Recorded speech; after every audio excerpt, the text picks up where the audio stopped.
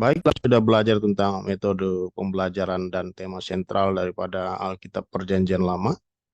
Kita cukup banyak mempelajari hal-hal di sana, dan kita juga mempelajari tentang bagaimana orang-orang di era pencerahan yang lebih berorientasi kepada rasio dan tidak menggunakan, ya cenderung atau seringkali tidak menggunakan iman, ya tidak percaya kepada mujizat-mujizat, peristiwa-peristiwa yang luar biasa yang tercatat di dalam Alkitab, karena mereka menekankan kepada rasio mereka, seperti itu kira-kira ya. Nah, kita kita sebagai orang Protestan membaca Alkitab itu dengan rasio, ya, dan juga dengan iman, seperti itu. Jadi bukan hanya dengan rasio, dan bukan juga hanya dengan iman tanpa menggunakan rasio, ya. Kita percaya bahwa rasio dan iman itu bukanlah sesuatu yang bertentangan, ya, seperti itu. Jadi kita tidak ekstrim hanya iman saja tanpa rasio, atau ekstrim rasio saja tanpa iman, ya, kira-kira seperti itu. Dan poin itu ataupun pembelajaran minggu lalu juga sedikit banyak juga akan berkaitan dengan pembelajaran kita pada pagi hari ini, ya. Judul pembelajaran kita pada minggu ketiga pada hari ini adalah mengenal pribadi, atribut, dan pekerjaan Tuhan, ya. Nah, sebelum berbicara tentang pribadi, atribut, dan pekerjaan Tuhan, Bapak ingin memberikan sedikit gambaran tentang pendapat, ya, berkaitan dengan monoteisme Israel. Monoteisme itu artinya kita percaya hanya ada satu Tuhan, seperti itu, ya.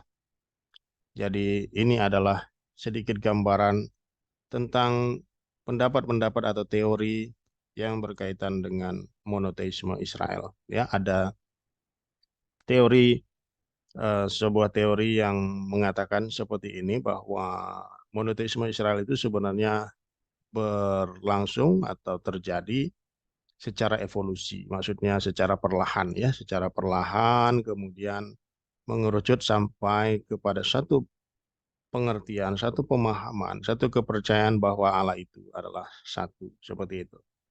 Ada aliran tertentu yang mengatakan demikian. Ini dikatakan oleh seorang profesor Perjanjian Lama bernama Christian Hayes. Dia mengatakan seperti ini, bahwa monoteisme Israel itu adalah evolusi, ya, daripada agama Timur Dekat kuno. Itu dia katakan di dalam pengajarannya tentang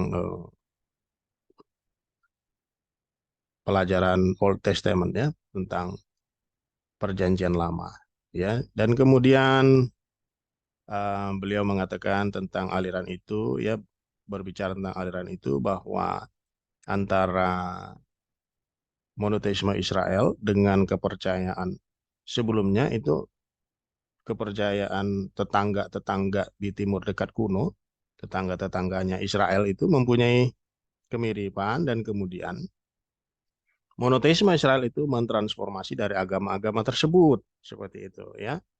Itu yang dijelaskan oleh Christian Hayes sebagai profesor Perjanjian Lama, seperti itu, ya. Namun beliau juga memberikan satu perbandingan dengan pendapat Kaufman, ya, pada tahun 1930-an. Kaufman mengatakan bahwa monoteisme itu tidak mungkin merupakan evolusi daripada politeisme, ya. Jadi agama-agama yang ada di Timur Dekat kuno itu adalah politeisme, dan tidak mungkin bahwa monoteisme Israel adalah hasil daripada evolusi daripada agama-agama itu. Kenapa?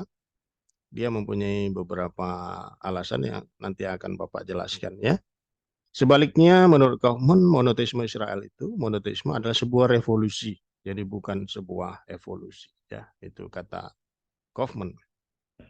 Monoteisme itu sangat berbeda dengan agama pagan politeisme.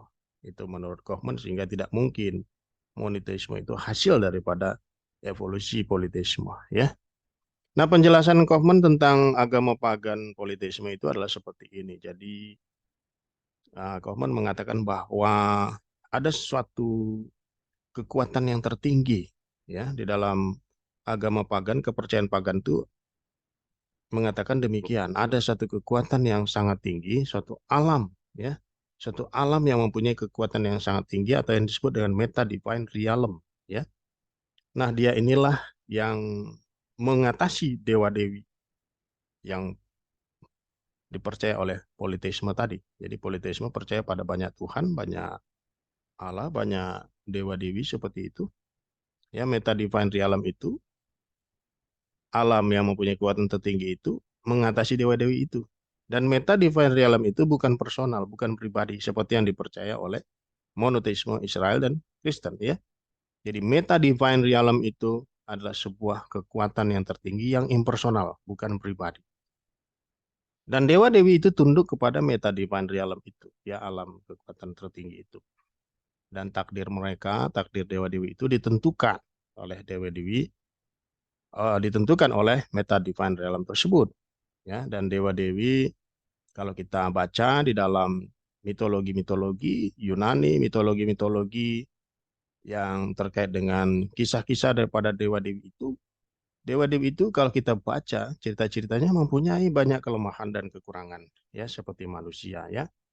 Namun meskipun mereka mempunyai banyak kekurangan, tetapi cenderung tidak dipandang sebagai dosa, seperti itu ya. Jadi misalnya nanti kalau kita baca cerita-cerita tentang dewa-dewi itu mereka melakukan ya hubungan-hubungan yang ya untuk kita manusia itu kita katakan itu adalah dosa. Itu adalah sesuatu yang tidak benar, itu adalah sesuatu yang tidak etis dan lain sebagainya. Tetapi di dalam kepercayaan politisme, pagan politisme itu mereka mengatakan bahwa itu adalah sesuatu yang bukan dosa, netral, kira-kira seperti itu ya. Nah, padahal untuk kita yang sekarang ini yang kita percaya itu adalah sesuatu yang amoral, sesuatu yang uh, tidak bermoral ataupun ya yang tidak etis dan lain sebagainya. Tapi buat mereka itu ya oke-oke aja, itu bukan dipandang sebagai dosa. Kira-kira seperti itu pandangan daripada pagan politisme ya. Nah, sedikit kalau kita membandingkan di dalam Alkitab itu ada banyak juga nama-nama dewa-dewi disebutkan, dewa-dewi bangsa-bangsa lain. Kita juga dapat memperoleh informasi juga dari sana apa yang dipercaya atau apa yang digambarkan oleh tokoh atau bangsa-bangsa tertentu yang tercatat di dalam Alkitab. Nah, setiap bangsa atau wilayah itu mempunyai dewa-dewi mereka tersendiri. Jadi kalau kita baca di dalam Alkitab, bangsa tertentu mempunyai dewa-dewi mereka seperti itu ya. Misalnya bangsa Filistin mempunyai dewa dewa Dagon seperti itu. Dan eh, misalnya bangsa Arab mempunyai dewanya tersendiri, mempunyai kuilnya tersendiri bernama kuil Ronin dan lain sebagainya. Kira-kira seperti itu ya. Jadi setiap bangsa atau wilayah mempunyai dewa-dewi mereka tersendiri. Dewa-dewi mereka mempunyai teritori, mempunyai wilayah. Dan kehebatan dewa-dewi itu seringkali dinilai berdasarkan atas kesuburan wilayah, ya, tanah, sungai, laut, atau hujan. Jadi semakin mereka mendapatkan hasil daripada tanah, sungai, laut, dan mendapatkan hujan yang memberikan keuntungan mereka secara material, ya, itu mereka akan menilai bahwa dewa-dewi mereka berkenan kepada mereka, ataupun juga dewa-dewi mereka itu adalah uh, pribadi yang hebat gitu, yang bisa memberkati mereka dan memberikan mereka banyak hasil tanah, sungai, laut ya, memberikan ikan-ikan, memberikan gandum dan lain sebagainya ya. Jadi antara kesuburan tanah, kesuburan wilayah, sungai, laut itu berkaitan dengan kehebatan dewa-dewi mereka seperti itu ya. Nah, berbagai contoh di Alkitab misalnya ketika Elia dan para nabi Baal berdoa untuk mendatangkan hujan karena sudah lama kekeringan terjadi. Dan Elia lah yang mengakibatkan itu karena Elia diutus oleh Tuhan dan mengatakan kepada Raja Ahab, ya, mengatakan kepada bangsa Israel pada saat itu untuk mengatakan bahwa hujan tidak akan datang.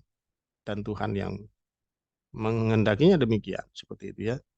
Tapi Raja Ahab, ya, ketika itu dia mempunyai banyak nabi-nabi Baal, ya, dia tidak tidak menyembah Allah Israel, sebaliknya menyembah Baal, dan dia mempunyai banyak ratusan, ya, ratusan nabi Baal itu, dan me- men- mengizinkan untuk para nabi itu, nabi Baal itu bertanding dengan Elia untuk mendatangkan api yang akan melahap persembahan yang disajikan seperti itu ya. Jadi Elia mengatakan seperti ini, dia menantang Dia katakan kalau memang benar bahwa Nabi Baal itu adalah nabi yang hebat, yang benar, dan dewa-dewa Baal itu adalah dewa-dewa yang hebat. Oke, coba kita membuat satu kontes, suatu pertandingan.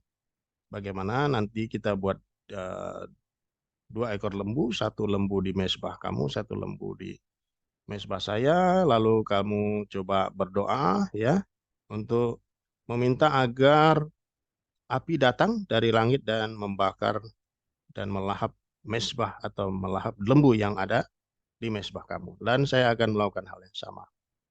Seperti itu. Dan dimulailah sebuah kontes itu. Ya, banyak Nabi Baal itu ratusan berdoa, berkeliling-keliling, bahkan sampai melukai diri mereka agar dewa mereka datang untuk melahap lembu yang dipersembahkan.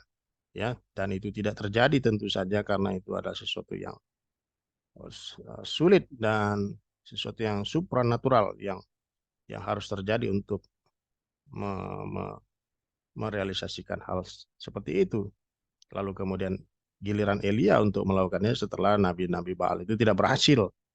Lalu Elia mengambil air lalu menuangkan lagi ke atas mezbahnya itu, ke atas lembu yang akan dikorbankan itu, yang sudah disembelih dan akan dipersembahkan itu, untuk menunjukkan bahwa Tuhan Allah Israel, ya Yahweh Elohim, benar-benar sangat berkuasa, sangat real, sangat nyata, dan bisa untuk melahap, membakar korban persembahan itu. Bahwa api akan datang dari langit dan membakar korban persembahan itu. Ya, dia taruh air bahkan ya ke atas persembahan itu. Dan apa yang terjadi? Ya, tidak sama, ya berbeda halnya dengan nabi-nabi Baal yang gagal untuk merealisasikan itu. Ya, Elia ketika dia berdoa, Tuhan mendatangkan api ya untuk membakar persembahan lembu di atas mezbah itu ya. Dan tidak lama hujan pun turun ya.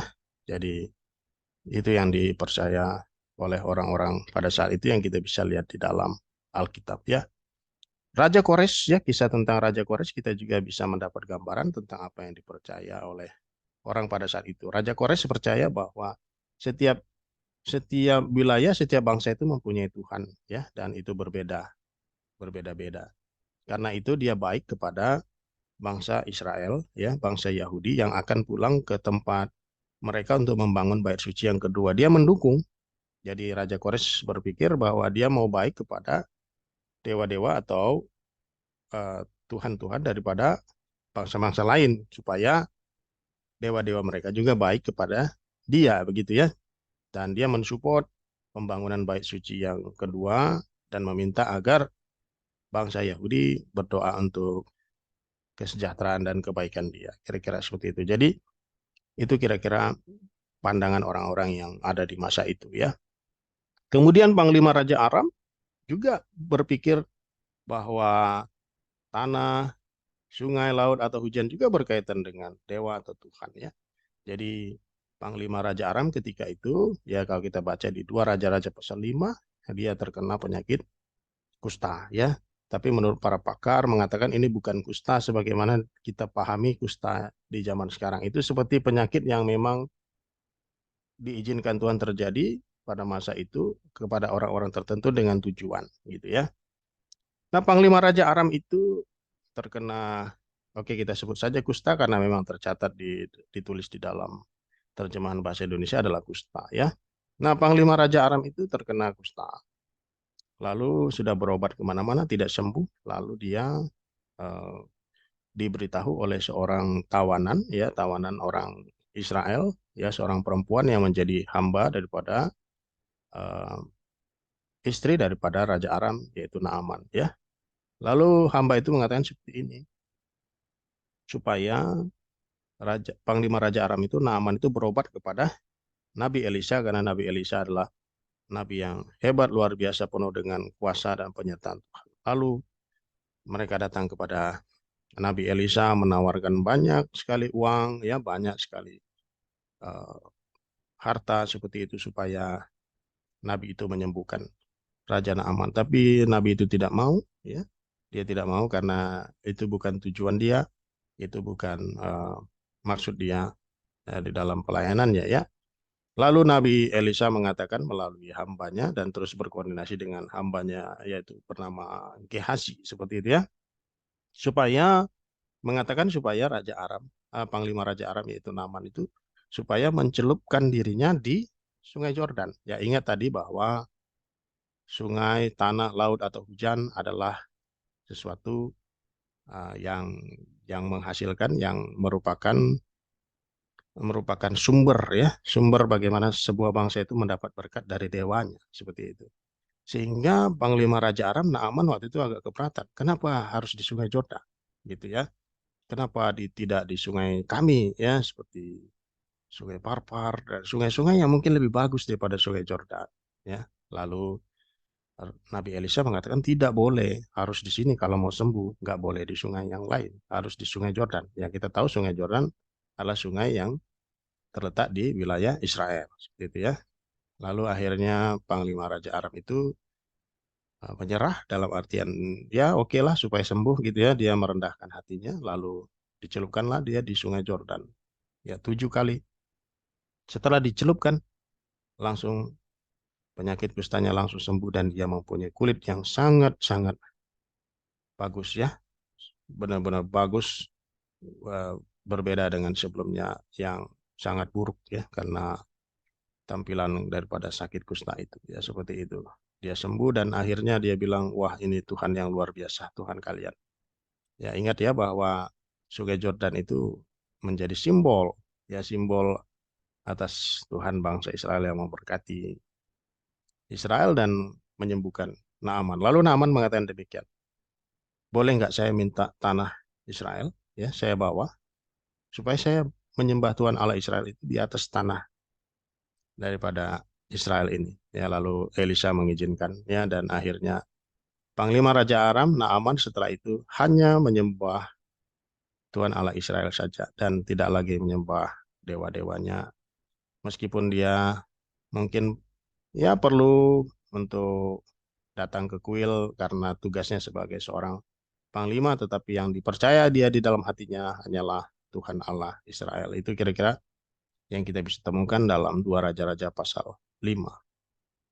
Tentang dewa-dewi Mesir ya, kalau kita membaca bagaimana 10 tulah itu juga berkaitan dengan dewa-dewi Mesir ya, yang dipercaya oleh bangsa Mesir bahwa Sungai Nil itu adalah darah daripada dewa Osiris ya, bahwa mereka mempunyai dewa Katak. Itu sebabnya tulah-tulah itu semuanya berkaitan dengan dewa-dewa mereka ya. Jadi semacam apa ya, semacam antitesanya, semacam apa namanya, semacam perlawanan, semacam suatu eh, semacam sesuatu yang mengatakan, mengirimkan pesan kepada orang Mesir bahwa dewa-dewi itu sebenarnya eh, kalah ataupun ya tidak berkuasa atau tidak mempunyai kekuatan. Misalnya bagaimana air menjadi darah ya. Jadi seperti yang mereka percaya bahwa Sungai Nil adalah darah dewa Osiris, lalu salah satu tulah daripada Musa pada saat itu adalah membuat air menjadi darah ya. Kemudian mereka percaya bahwa Katak itu adalah juga dewa. Lalu Musa, salah satu tulahnya juga adalah membuat begitu banyak katak sehingga mengakibatkan mereka susah beraktivitas karena mereka harus menginjak katak-katak itu. Dengan kata lain, mereka seperti menginjak dewa-dewa mereka seperti itu ya. Nah, itu sedikit gambaran tentang apa yang ada di dalam Alkitab terkait dengan Allah Israel dan dewa-dewa bangsa-bangsa lain ya. Nah, raja-raja di masa lalu sering dipandang sebagai titisan dewa, misalnya Firaun, bahkan yang lebih modern seperti Kaisar Jepang dan lain-lain ya. Jadi di masa Perang Dunia Kedua, ya Douglas MacArthur pernah me- meminta kepada Kaisar Jepang untuk menunjukkan dirinya kepada publik ya, di mana pada saat itu adalah sesuatu yang sangat-sangat sulit dan bahkan mustahil untuk dilakukan karena orang tidak boleh melihat Kaisar pada saat itu ya. Tapi karena mereka sudah kalah dengan eh, Amerika dengan sekutu pada saat itu, dan kaisar itu harus menunjukkan dirinya, dan sampai sekarang kita sudah bisa melihat kaisar ya dengan secara langsung. Dulu tidak boleh ya. Dan pada masa dahulu juga beberapa orang tokoh-tokoh yang tinggi ya, raja-raja misalnya seperti Kaisar Julius Kaisar ya. Ya, ketika dia mati dia juga dipercaya dan semacam dinaikkan tingkatannya, dinaikkan, semacam dipromosikan seperti itu menjadi dewa atau semacam dewa seperti itu ya. Nah, jadi itu yang dipercaya oleh uh, bangsa-bangsa lain ya. Itu yang terkait dengan agama pagan politeisme ya, kira-kira seperti itu ya. Dan yang bagaimana kita juga bisa mendapat gambarannya di dalam Alkitab ya. Nah, kenapa kita perlu mendapat gambaran itu supaya kita juga tahu bahwa eh, itu berbeda dengan agama eh, monoteisme Israel, itu berbeda dengan kepercayaan Israel ya tentang Allah Israel, Yahweh Elohim yang dipercaya oleh Israel ya, orang Yahudi dan orang Kristen seperti itu ya. Nah, teks Alkitab seolah mengatakan bahwa ya memang dewa dewi atau ala-ala lain itu eksis seperti itu, seolah-olah ya, seolah-olah mengatakan bahwa memang ada henoteisme. Henoteisme itu maksudnya ada struktur di antara dewa dewi atau ala-ala yang begitu banyak itu, ada yang paling tinggi dan ada yang lebih rendah, sepertinya begitu. Tetapi kalau kita baca apa yang dikatakan Paulus dalam 1 Korintus pasal yang ke-8 ayat yang ke-4 sampai ke-6, maka kita akan mengerti secara esensi maksud daripada Paulus di sana. 1 Korintus pasal yang ke-8 ayat yang ke-4 sampai yang ke-6. Paulus mengatakan demikian tentang Allah-Allah yang lain dibandingkan dengan monoteisme Israel atau Kristen ya. Paulus mengatakan demikian tentang hal makan daging, persembahan berhala kita tahu. Tidak ada berhala di dunia dan tidak ada Allah lain daripada Allah yang Esa. Sebab sungguh pun ada apa yang disebut Allah, baik di sorga maupun di bumi. Dan memang benar ada banyak Allah dan banyak Tuhan yang demikian. Ya, dibuatnya huruf kecil, dibuatnya tanda petik. Ya, di dalam teks terjemahan LAI dibuat tanda petik dan dibuat huruf kecil. Namun bagi kita hanya ada satu Allah saja, yaitu Bapa yang daripadanya berasal segala sesuatu dan yang untuk Dia kita hidup, dan satu Tuhan saja yaitu Yesus Kristus yang olehnya segala sesuatu telah dijadikan dan yang karena Dia kita hidup. Nah, itulah yang dipercaya oleh orang Kristen pada ayat 6 itu. Ya, kita hanya percaya satu Allah yaitu Bapa, kita percaya hanya ada satu Tuhan yaitu Yesus Kristus. Seperti itu ya. Jadi dengan kata lain bahwa dewa-dewa Allah-Allah lain itu tidak dapat dibandingkan, tidak dapat disetarakan dengan uh, Allah Bapa ya dan Yesus Kristus ya. Ya, mungkin Rasul Paulus seperti mengatakan ya karena kalian menyebutnya Allah ya sudah, dalam komunikasi kita seperti menyebutnya demikian, tetapi sebenarnya kita tidak percaya akan eksistensinya dan tidak dapat dibandingkan dengan Allah Bapa dan Yesus Kristus. Itu yang dipercaya oleh orang Kristen ya. Itu seperti kisah Elia yang mana Elia dapat mendatangkan api ya karena penyertaan dan kuasa Tuhan, dan Nabi Baal tidak bisa sama sekali begitu. Jadi Israel tidak percaya kepada para dewa dan meta divine realm yang impersonal, tidak percaya kepada alam kekuatan yang mempunyai kekuatan tertinggi yang impersonal. Ya, kita tidak percaya itu. Ya, kita percaya Tuhan itu pribadi, gitu ya. Israel percaya kepada Tuhan pribadi yang esa. Ulangan 6 ayat 4. Ya, Tuhan Yesus juga mengatakan itu, ya, bahwa Tuhan Allah itu esa. Coba kita lihat di Ulangan pasal yang ke-6 ayat yang ke-4. Dengarlah hai orang Israel, itu yang dikatakan Ulangan 6 ayat 4. Dengarlah hai orang Israel, Tuhan itu Allah, Tuhan itu Esa, ya. Tuhan itu yang dipercaya oleh kita sebagai Kristen Protestan, Tuhan itu self eksis, dia tidak diciptakan. Dia ada dengan sendirinya, tidak diciptakan. Jadi kalau ada orang yang mengatakan atau bertanya, siapa yang menciptakan Tuhan? Maka kita bilang itu pertanyaan yang salah. Kenapa? Karena Tuhan tidak diciptakan. Begitu ya. Dan Tuhan itu maha kuasa, berkuasa atas segalanya, maha kudus, maha kasih, maha baik, adil, maha tahu, maha hadir, dan tidak terbatas. Ya, lebih banyak tentang atribut ini kalian bisa lihat di dalam buku. Ya, seperti itu ya. Nah, Allah dalam tinjauan rasional dan alkitabiah. Ya, kita akan membahas lebih lanjut tentang Allah dalam tinjauan rasional dan alkitabiah. Allah terbataskah atau tidak terbatas? Ya, kalau Allah terbatas, maka kehidupan tidak pasti. Seolah Tuhan sedang belajar dan mungkin bisa gagal, ya, karena dia terbatas kemampuan, terbatas segala sesuatunya, sehingga dia ini seperti sedang bereksperimen dan akan gagal. Nah, kita tidak percaya itu dan Alkitab tidak mengatakan seperti itu. Alkitab tidak mengatakan atau menggambarkan bahwa Tuhan demikian terbatas, ya. Sebaliknya, dia yaitu Tuhan mempunyai atribut-atribut yang hebat, tidak terbatas, ya. Berkuasa atas segala sesuatu, bukan juga Tuhan yang sedang bereksperimen yang mungkin akan gagal. Sebaliknya Tuhan yang di dalam Alkitab mengatakan dia berkuasa atas segalanya dan pasti akan menang dan pasti akan merealisasikan segala sesuatunya dengan luar biasa pada akhirnya, ya. Jadi dia bukan Tuhan yang lemah, dia bukan Tuhan yang terbatas, dia bukan Tuhan yang sedang bereksperimen, ya seperti itu. Nah, sekarang Bapak akan mengajak kita untuk berdiskusi tentang Kejadian 1 ayat 1 agar kita mencoba untuk memikirkan hal ini terkait dengan pribadi Allah, pekerjaannya, ya, dan atributnya. Pada Kejadian 1 ayat 1 dikatakan pada mulanya Allah menciptakan langit dan bumi, ya. Ini ayat yang pertama daripada Alkitab. Pada mulanya Allah menciptakan langit dan bumi. Alkitab mengatakan bahwa Tuhan itu yang menciptakan, ya.